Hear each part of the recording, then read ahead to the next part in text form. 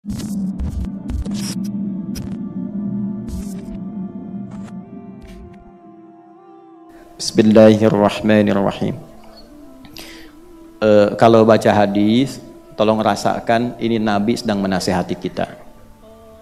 Karena hadis itu kan kalamnya siapa?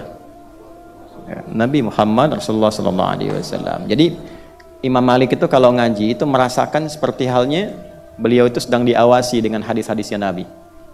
Karena itu tampilnya pun berbeda. Ya. Untuk menghormati hadis sebagaimana beliau berhormat ta'zim kepada Nabi SAW. Kalau kita sedang baca Quran, rasakan Allah mengawasi kita. Ayatnya untuk kita. Itu rasanya akan lain. Bismillahirrahmanirrahim. Qala haddatsana. Usahakan kalau belajar hadis pakai qala, karena bukan kita yang mendapatkan info ini. Kita membacakan, kemudian dari bacaan itu dapat ke kita. Qala al-musannif rahimahullahu ta'ala haddatsana Qutaibah ibn Sa'id wa Ali ibn Hujr qala haddatsana Ismail wa huwa ibn Ja'far 'anil 'Ala 'an abihi 'an Abi Hurairah radhiyallahu ta'ala anhu. Ini hadis kan disampaikan oleh Imam Muslim. Imam Muslim enggak ketemu Nabi. Dari mana dapat hadis dari Nabi? Kan enggak pernah ketemu Nabi. Maka inilah keunggulan dalam Islam. Ada rantai informasi yang tersambung ke Nabi dan itu diteliti setiap zamannya sampai ketemu orangnya sehingga terhubung ke Nabi. Maka Imam Muslim menerima hadis ini dari Qutaibah bin Sa'id dan Ali bin Hujur. Keduanya menerima hadis ini dari Ismail, yaitu Ibnu Ja'far. Ibnu Ja'far menerima dari Ala menerima dari bapaknya menerima dari sahabat Abu Hurairah radhiyallahu taala anhu. Abu Hurairah menerima dari Nabi sallallahu alaihi wasallam. Itulah keunggulan dalam Islam yang tidak ditemukan ya di keyakinan lain pada umumnya. Silahkan cek.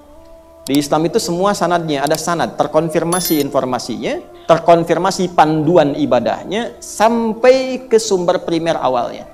Dan tidak ada perubahan. Al-Quran sejak diterima Nabi sampai sekarang tidak ada perubahan. Ya, kalau tidak ada perubahan, itu menandakan ini bukan karya manusia. Tidak ada ejaan yang disempurnakan. Alif Lam Mim Nabi terima tetap sampai sekarang Alif Lam Mim. Tidak ada ejaan yang disempurnakan.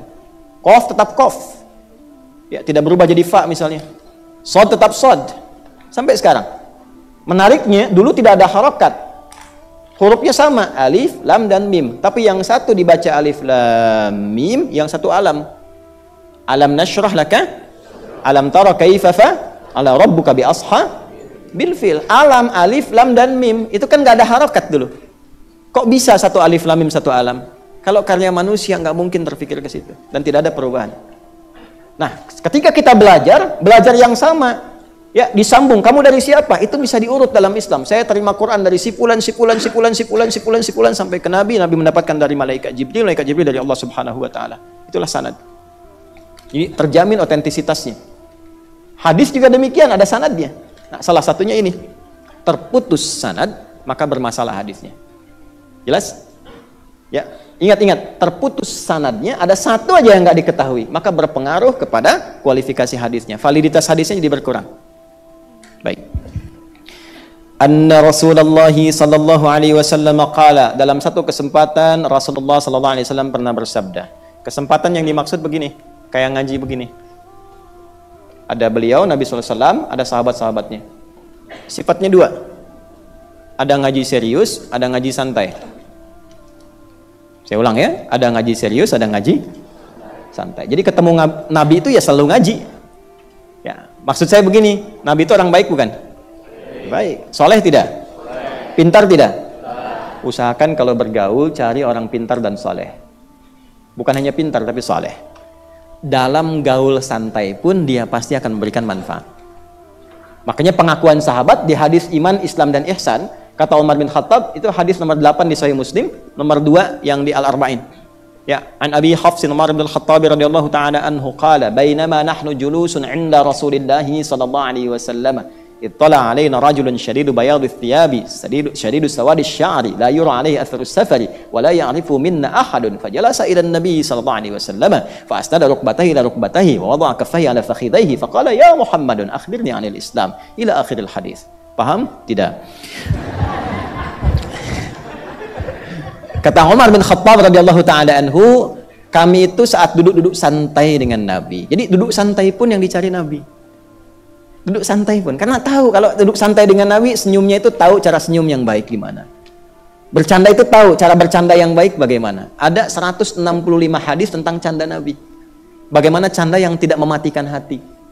Bagaimana canda yang tidak dibuat-buat hanya sekedar orang ingin ketawa gitu. Itu ada dalilnya. Bab canda aja ada dalilnya. Bab mimpi ada dalilnya. Tuh komika yang ingin bercanda tuh, komika yang ingin bercanda. Cari 165 hadis Nabi itu. Ya, itu indah sekali gambaran-gambarannya. Ya. Nah, kembali ke sini teman-teman sekalian. Dalam suasana inilah Nabi bertanya. Ini poin hadisnya. Atadrunal muflis? Atadruna mal muflis? Jangan salah baca, muflis.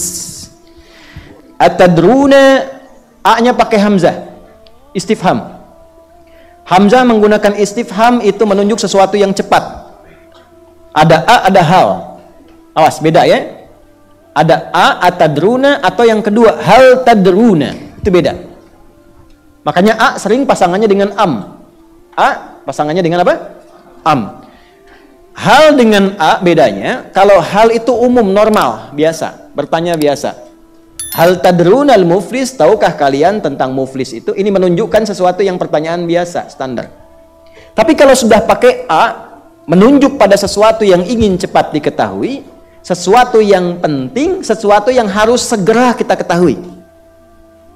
Nah, kalau diterjemahkan begini, atadruna mal muflis, tahukah kalian? Ayo cepat, tahu nggak kalian? Kan sesuatu yang penting yaitu tentang muflis, al-muflis. Ya.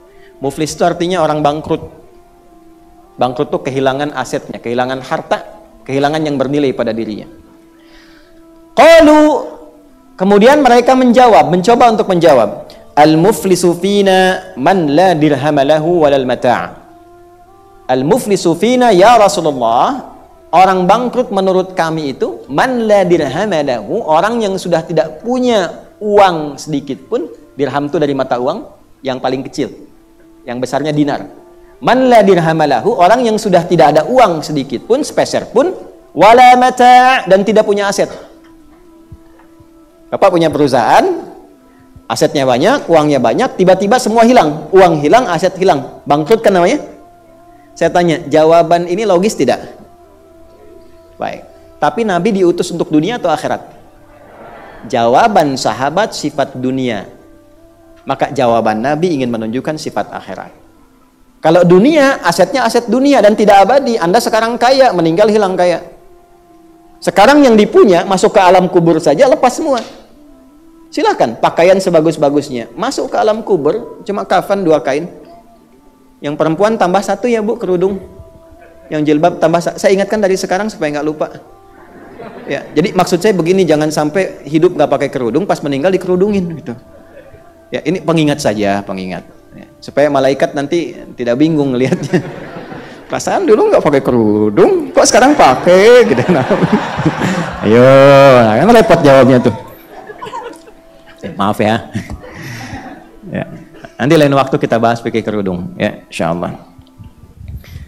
Contoh, itu contoh. Nah, bagaimana dengan sifat akhirat yang dimaksud bangkrut itu? Lalu Nabi menjawab. Nah, ini perhatikan jawabannya. Ini adalah hal terpenting dari apa yang kita bahas saat ini dan menjadi problem kita sekarang. Faqala ay qala Rasulullah sallallahu alaihi wasallam, maka Nabi sallallahu alaihi wasallam memberikan klarifikasi, bukan itu yang dimaksud. Innal muflisa min ummati. Maaf, saya terjemahkan pakai kaidah bahasanya ya, supaya lebih kuat pemahamannya. Innal muflisa, inna harfu nasbin wa tawkidin tansibul isma wa tarfa'ul khabara mabniyun 'alal fathi la mahallahu minal i'rabi. Al muflisa ismul inna mansubun wa 'alamatu nasbihi fathatun dhahiratun fi akhirih wa tanwinuhu mahdhufatun lidukhulil alifi wal lam 'alaihi. Inna harfun nasab. Nasab itu kalau di gramatikal standar menjadikan kalimat setelahnya harakat fathah. Misal, inna ada insan, innal insana, enggak u, enggak i. Inna ada muslim, innal muslima. Jelas ya? Jadi bukan innal muslimi, bukan innal muslimu, tapi innal muslima. Innal muflisa. Nah, itu baru standar. Kalau pakai ilmu balaghah artinya begini, inna huruf yang meyakinkan untuk menancapkan informasi dalam hati dengan kuat dan jangan sampai ragu. Karena itu namanya taukid. Maka menerjemahkannya begini, innal muflisa min ummati, tancapkan informasi ini dalam hatimu yang paling dalam, jangan pernah ragu. Aku tegaskan, sungguh yang dimaksud al-muflis yang bangkrut min ummati dan mengaku termasuk kalangan umatku. Jadi Nabi sedang concern ke internal, kepada orang yang mengaku umat Nabi Muhammad, artinya Muslim. Ya, bukan umat Nabi yang lain. Nabi tidak mengatakan umatnya Isa, umatnya Musa. Nabi concern ke internal. Ada masalah di umat Islam, internal umat Islam bermasalah. Gitu. Jadi ini koreksi internal. Internal umat Islam bermasalah, bukan keluar. Sungguh tanamkan informasi ini dalam hatimu yang paling dalam. Aku tegaskan, sungguh akan ada orang bangkrut, ya, dan termasuk kalangan yang mengaku umatku. Ya'ti yaumal qiyamati, datang saat hisab di hari kiamat. Di hari kiamat. Bi salatin, dengan pahala salat yang banyak dia dapatkan. Masya Allah. Di dunianya rajin salat. Karena pakai nakirah, tidak pakai alif lam. Kalau tidak pakai alif lam, itu tandanya general, umum. Artinya bukan salat fardu saja. Dia salat sunnah, mungkin dia tahajud, mungkin dia duha dan sebagainya. Wasiyamin, dan dia puasa. Ingat, tidak pakai alif lam. Kalau as-siyam itu Ramadan saja. Tapi kalau sudah tidak menggunakan alif lam, siyam itu umum, sunnah juga, Syawal juga dia kerjakan. Ya. Wa zakatin, dan dia pun berzakat. Hati-hati, zakat. Artinya apa? Ada amalan hartanya juga. Ya, ada orang Islam yang punya harta yang dilebihkan oleh Allah untuk ibadah. Itu bahasa saya.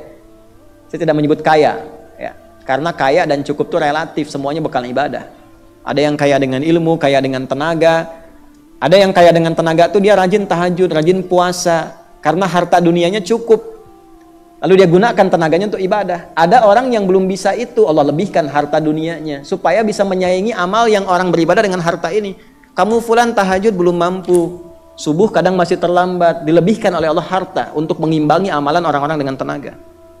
Itu cara memahaminya. Jadi kalau punya harta terlihat lebih, mohon maaf, itu Nabi menganggapnya biasa, jangan terlalu bangga. Apalagi angkuh. Biasa saja. Yang Nabi khawatirkan itu orang yang dilebihkan hartanya tapi tidak mampu memanage dengan baik. Ya, yang crazy rich dari dulu sudah ada, sudah banyak. Abdurrahman bin Auf itu valuasi asetnya itu sampai 14.000 triliun. Saya riset terakhir sampai 72.000 triliun valuasi akhirnya.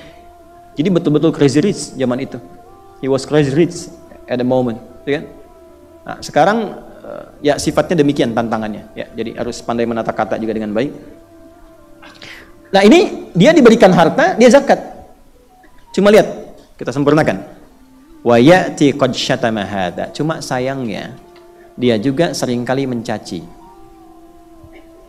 Wa qadzafa hadza, sering menuduh. Caci ini, tuduh ini. Wa akala mala hadza. Terkadang didapati juga mendapatkan harta dengan cara yang tidak benar. Ya, rajin umroh tapi hartanya hasil korupsi. Ya, bikin travel tapi menipu. Maaf ya. Maaf. Contoh aja ini, ya kan? Rajin beramal tapi hasil nyogok misalnya. Ya. Kemudian wasafaka dama hadza, ada yang menumpahkan darah, ini puncaknya, menumpahkan darah. Ya, tapi kelihatan sholat, kelihatan puasa, tapi sedikit-sedikit kafir, tembak, bom, bunuh dan sebagainya. Ya, ini terjadi. Ini Nabi katakan 15 abad yang lalu. Ya, hati-hati. Makanya saya sering katakan kalau ada pengajian mengajak Anda pada kondisi ekstrim, itu kufur tuh, bom itu, tembak itu. Ini, itu hati-hati. Itu ancaman dari Nabi bahwa sesuatu ini akan terjadi. Cepat hindari, jauhi. Dulu waktu, dan semoga saya bermohon pada Allah semoga tidak pernah terjadi lagi ya. Yang bom-bom meledak itu tidak pada tempatnya ya. Hati-hati. Dulu waktu bom Jalan Tamrin, duar, saya di Lampung tuh. Seorang langsung tanya, Bu, Ustaz, apakah bom di Jalan Tamrin termasuk jihad fisabilillah? Saya bilang, Mas, jihad fisabilillah itu jihad di jalan Allah, bukan di Jalan Tamrin. Wasafaka dama hadza, dan dia senang menumpahkan darah, wa daraba hadza, dan senangnya berselisih, senangnya ribut, bikin gaduh. Ribut, selisih, gaduh, kelahi dan sebagainya. Ya. Ada enggak itu? Coba pikirkan lu, ada enggak? Padahal boleh jadi sholat orangnya, boleh jadi ngaji, ya, boleh jadi juga ngajinya Quran, belajarnya sunnah. Ya, makanya saya sering katakan pada teman-teman yang belajar dengan saya tidak akan pernah menganggap murid yang belajar, yang Pelajaran itu hanya digunakan sebagai peluru untuk menjatuhkan, mencela orang. Saya tidak akan akui. Nih, makanya babnya adab. Kenapa? Karena rasa sayang saya kepada teman-teman. Rasa cinta pada apa yang Nabi pernah sampaikan. Kalau kita khatam ngaji hadisnya, kita mengerti, oh ada batasan-batasan di sini. Ketika Anda sholat, Anda ngaji, Anda ikut taklim, tapi saat yang bersamaan perilaku ini muncul, resikonya apa? Perhatikan baik-baik. Fayu'ta hadza min hasanati wa hadza min hasanati. Maka dihadirkanlah yang baik-baik tadi pahalanya. Ini pahala sholat, ini pahala puasa, ini pahala zakat.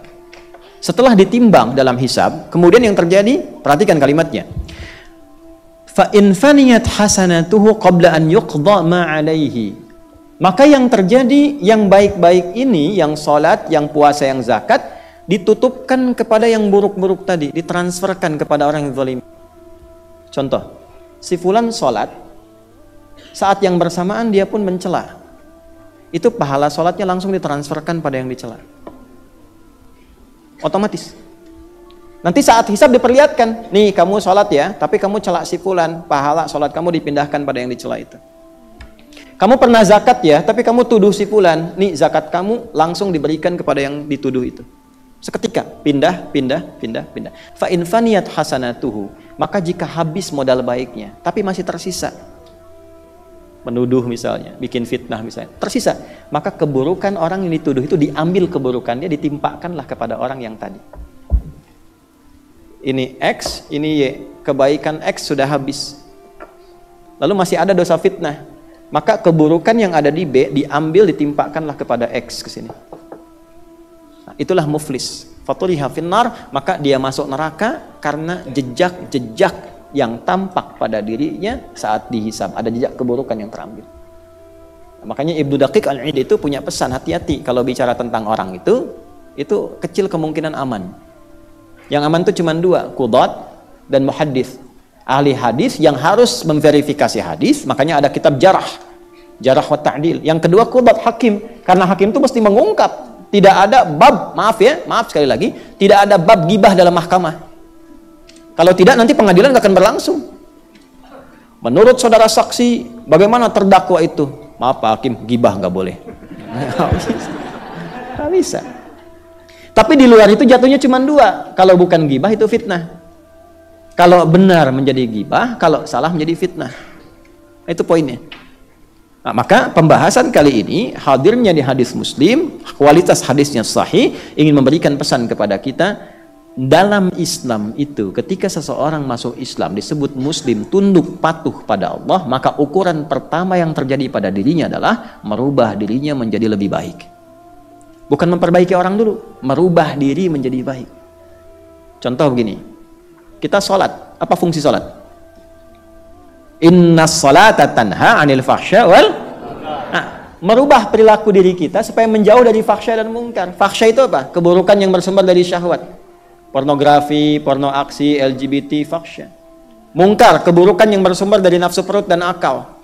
Ya, mohon maaf, merampok, mencuri, membunuh, termasuk yang tadi disebutkan itu mungkar karena hati kita mengingkari. Maaf, ketika mencela seseorang, hatinya mengingkari nggak? Pasti mengingkari. Walaupun mulutnya itu mengatakan, hatinya mengatakan itu nggak betul. Berat keluar itu. Kalau ringan berarti hatinya masalah. Jelas nggak? Nah, itu poinnya. Sholat. Baca Quran, antum ngaji nih. Ayo yang mengatakan Quran. Ini kan sunnahnya. Quran. Apa ukuran berhasilnya berinteraksi dengan Quran? Coba lihat. Ternyata bukan banyak juznya. Jadi jangan disimpulkan kalau hafal 30 juz itu berhasil dalam pandangan Allah, belum tentu. Perhatikan, Allah sendiri yang mengatakan di surah Fatir, surah 35, ayat 32. "Tsumma awratsnal kitaba alladzina istafaina min ibadina, faminhum zalimun li nafsihi, zalim, wa minhum muqtasid, wa minhum sabiqun bil khairati biiznillah. Dzalika huwal fadlul kabir." Ada golongan orang yang mendapatkan Al-Qur'an, anugerah dari Allah, bahkan sampai hafal 30 juz. Cuma sayang, satu, zalimul li nafsi, dia tidak menggunakan Quran pada tempatnya, zalim. Dia hafal ayat larangan untuk mencela, dia cela. Dia hafal ayat larangan untuk gibah, dia gibah. Zalim. Muqtasid paket hemat. Baru menghafal, mojok-mojok cirinya, dekat-dekat dinding, nyandar-nyandar, diminta jadi imam belum. Saya masih belajar, Pak. Itu muqtasid, paket hemat untuk pribadi. 3, wa minhum sabiqum bil khairat. Makanya saya terangkan khair di awal.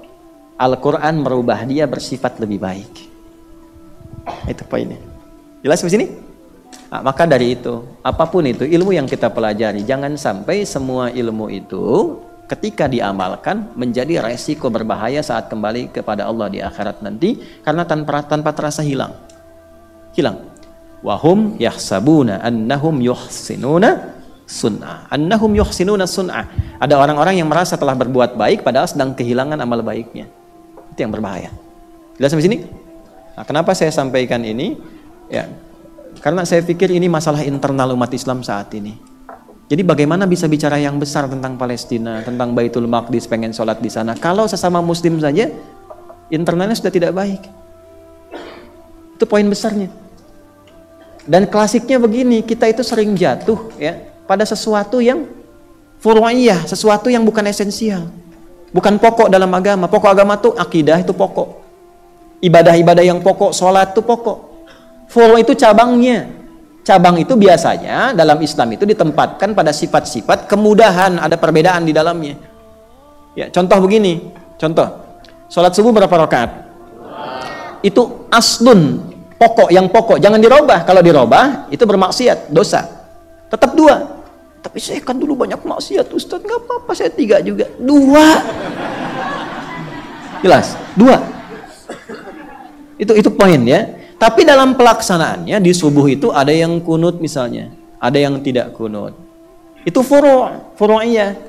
Karena ada sebab, ada kejadian ini, ada contoh begini. Lalu apa irisannya di mana? Irisan pertemuannya di mana? Kalau ada, maka disimpulkan. Kesimpulannya 3 tuh. Ada yang mengatakan, oh Nabi ini kan asalnya gak kunut nih. Ini kan karena kejadian saja. Kalau saya harapkan biasa-biasa, nggak perlu ada kunut. Abu Hanifah memilih itu, ya sudah nggak perlu kunut. Gampangnya begini, kalau dalil nanti panjang lagi. Lalu dilihat Imam Asy-Syafi'i, ya, oh, tapi kan perbuatan Nabi itu dikerjakan, kalau dilakukan ada pahala. Dan buktinya Nabi mengajarkan doanya pada cucunya Al-Hasan. Ibnu Umar meriwayatkan, saya tetap baca. Maka Imam Syafi'i baca. Versinya yang jahar. Allahumma hdini fiman hadaitu afini fiman, ya, dan seterusnya. Imam Malik juga berpendapatnya serupa. Karena kan gurunya Imam Syafi'i. Imam Malik pun kunut. Imam Malik itu lahirnya di Madinah, tumbuh di Madinah, berkembang di Madinah, ngajar di Madinah, dan imamnya Madinah sampai wafat. Kunutnya itu silent. Bedanya dengan Imam Syafi'i, memilih riwayat yang silent. Sir. Dibacakannya sebelum ruku, rakaat kedua. Kalau jahar, ba'da ruku, setelah i'tidal, sami Allahu liman hamidah, bacakan. Tapi kalau versi yang sir, sebelum ruku. Lam yalid walam yulad walam yakul lahu kufuwan ahad. Dia diam dulu begini. Baca. Tapi bacanya sir. Ya, maaf. Kalau sir itu artinya lafadznya didengar oleh sendiri. Tidak diperdengarkan pada orang. Ya. Dibaca baru kemudian ruku. Dan mazhab Syafi'i tangannya begini kan waktu sholat, ya kan? Kemudian setelah itu tidak, sami Allahu liman hamidah, baru baca kunut, ya berdoa. Kalau Maliki itu gini, dimulai takbir tangannya begini, mengambil riwayat pertama. Tangan begini tidak semuanya Syiah. Syiah itu nanti bisa dilihat saat bangun dari sujud. Ya, ada tepuk-tepuk di antara 2 sujud tuh. Dan ada batu yang disimpan di atas sajadah. Kalau mazhab Maliki itu dia mengambil riwayat awal, irsal. Jadi begitu takbir, Allahu Akbar. Gini. Ini mazhab Maliki. Ya, sekarang prakteknya di mana? Ada yang di Afrika Utara kayak Libya, Tunisia, ke Spanyol, ke Italia, itu Maliki rata-rata. Jadi kalau nanti ibu berangkat haji, teman-teman yang haji, terus sholat di sampingnya misalnya di Masjidil Haram ada yang sedang begini, nah, jangan diajak ngobrol, ngapain? Ada yang sholat. Nah, itu Maliki. Ya. Kemudian Imam Ahmad begini, Imam Ahmad kan muridnya Imam Syafi'i. Ya. Imam Ahmad menyimpulkan, oh Nabi itu kunut saat ada kejadian tertentu yang butuh doa. Ya, lalu setelah itu sejenak ada riwayat mengatakan tidak, ada riwayat mengatakan kunut. Maka beliau memilih yang tengah-tengah. Ya sudahlah, kalau ada kejadian ini butuh kita berdoa, namanya nazilah. Maka ada muncul kunut nazilah. Nah, itu perbedaan. Kalau sudah tahu semacam ini, sudah paham, ditempatkanlah oleh para ulama namanya fiqhul ikhtilaf. Di bab perbedaan yang ditoleransi sepanjang ada dalil. Maka dalil itulah kemudian yang digunakan untuk menguatkan amal. Kalau tidak ada dalil, kita tidak lakukan. Jelas sampai sini? Maka sifatnya saling menghormati. Kalau ada yang kunut, misal Anda memilih tidak kunut, gak apa-apa, pilih. Ya, ustadz juga demikian. Kalau ustadznya tidak kunut, nggak apa-apa. Ustadz tidak kunut, tapi jelaskan kepada jamaah ilmunya yang utuh. Kita tidak kunut itu memilih karena seperti ini. Kalau nanti ada yang kunut, dia memilih dalil yang seperti ini. Nggak apa-apa, karena itu pilihannya. Kalau kita memilih begini, supaya terang, supaya tidak terjadi perbedaan pendapat yang memicu perpecahan. Nanti kalau tidak dipahamkan seperti ini, yang satu beranggapan yang benar cuman kunut, yang tidak kunut salah. Yang satu lagi mengatakan yang benar tidak kunut, yang kunut bid'ah. Ya, ini problem. Padahal dua-duanya ada apa? Ada dalil. Ketika tidak dijelaskan, ini problem. Pilihan dengan dalil itu dua hal berbeda. Gak apa-apa, itu dibetulkan. Ya. Jelas? Nah, ini kan penjelasan yang menarik gitu. Jadi menarik berbagai respon. Balik ke sini, jelas sampai sini? Baik. Nah, ini poin. Saya waktu di Mekah 2010 kami bertugas menjadi penerima jemaah haji pertama. Itu saat saya bertugas Isya, imamnya Syekh Sudais. Istau, istaqimu, takbir. Kemudian beliau memulai. Tiba-tiba, Bismillahirrahmanirrahim. Alhamdulillahi Rabbil Alamin. Itu komen di samping saya mengatakan, iki imamnya Muhammadiyah ya gitu ya. Oh, alhamdulillah saya belum takbir. Jadi saya bilang di hati, oh Imam Muhammadiyah cabang Masjidil Haram gitu. Nah, tapi enggak apa-apa karena kan belum tahu. Setelah tahu kan alhamdulillah. Kan di Mekah biasa-biasa saja, imamnya nggak kunut kan, nggak pada sujud sahwi juga kan? Iya kan, biasa saja gitu. Kenapa pulang ke Indonesia jadi pada ribut lagi? Jadi kalau tahu ilmu itu enak nanti. Ya jangan sampai nanti ada perdebatan-perdebatan sehingga menjadi masalah internal. Ini yang dimaksudkan. Sudah sholat dapat pahala subuh hilang karena tuduhan. Itu problem. Jangan sampai terjadi imamnya kunut di belakang makmum tidak kunut karena menolak, tidak mengaminkan. Allahumma hdina fiman hadait, bid'ah. Ini repot kan? Atau imamnya tidak kunut, begitu selesai salam makmumnya sujud sahwi, karena repot. Nah, tapi kalau kita paham ilmu enak menempatkannya. Imam begini kita ikuti, makmum begini kita toleransi. Paham sampai sini? Nah, nanti ada bab-bab muamalah. Tadi kan ibadah. Ada bab yang kedua apa? Muamalah. Contoh muamalah apa? Yang sekarang rame-rame misalnya. Ulama itu menempatkannya pada bab ikhtilaf, bukan ittifaq. Antum buka deh kitab-kitab itu, termasuk kitab tafsir. Ibnu Jarir At-Tabari ketika membahas tentang Quran surat Luqman ayat yang ke-6, itu pembuka pertamanya ikhtalafa ahlut ta'wili. Para ulama ahli tafsir pun berbeda pendapat tentang keterangan di ayat ini. Itu ayat biasa digunakan dalil-dalil tentang pembahasan musik. Itu pembahasan pertamanya ikhtalafa, berbeda pendapat. Karena itu masuknya pada bab fikul ikhtilaf, ada perbedaan. Jadi kalau ada yang misalnya menghukumi ulama ini haram, ada lagi yang mengatakan ini halal, kan?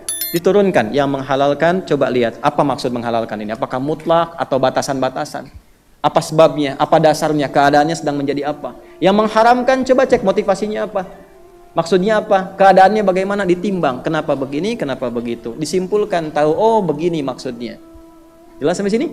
Maka karya ulama banyak kemudian dihidupkan dan ditampilkan dalam konteks demikian. Ya, yang terjadi apa? Dari dulu antara dua ini, itu biasa-biasa saja. Yang terjadi itu ilmiah saja. Yang satu mengatakan begini, dalilnya apa? Yang satu begini, dalilnya apa? Banyak kitab dikarang di situ. Ya. Tapi tidak terjadi kemudian hal-hal yang sifatnya fatal yang memecah lingkungan internal. Jelas sampai sini? Baik, maka dari itu, kalaupun ada kegiatan-kegiatan, kalau yang ngaji dengan saya, sudah secara ilmiah saja. Setelah itu hormati perbedaannya. Saya tugasnya menerangkan, saya cuma menerangkan, oh ini ulama yang mengatakan ini seperti ini, ulama yang mengharamkan ini seperti ini, dalilnya ini, batasannya seperti ini. Itu poinnya, ketika diterangkan itu selesai. Nah, yang repot itu kalau itu kemudian digunakan untuk jadi perdebatan, itu problem. Ya. Biarkan kalau itu di kalangan ulama, bagusnya kalau saran saya, bagusnya itu, misalnya kayak Kemenak, MUI, menghimpun ini, ya, jadi semacam saresehan, dibahas di kalangan ulama, masyarakat lihat, kan, tahu kitabnya apa, turunannya apa, dalilnya bagaimana, itu lebih bagus. Ya, nah, itu jadi saya harapkan sebaiknya pada isu-isu yang muncul dan teduh itu selesai. Jangan dibawa kemana-mana, ya, tidak dibawa kemana-mana, sehingga nanti merusak ukhuwah, merusak internal umat Islam, sedangkan isu-isu besar tidak terperhatikan. Berapa banyak sekarang yang terbunuh di Palestina, di Rafah. Perhatian kita bagaimana, lupa mendoakan dan sebagainya, sehingga kita dihisab loh di hadapan Allah. Saya ulangi, kita dihisab di hadapan Allah. Ya, sehingga mohon maaf nanti Allah akan tampakkan tuh.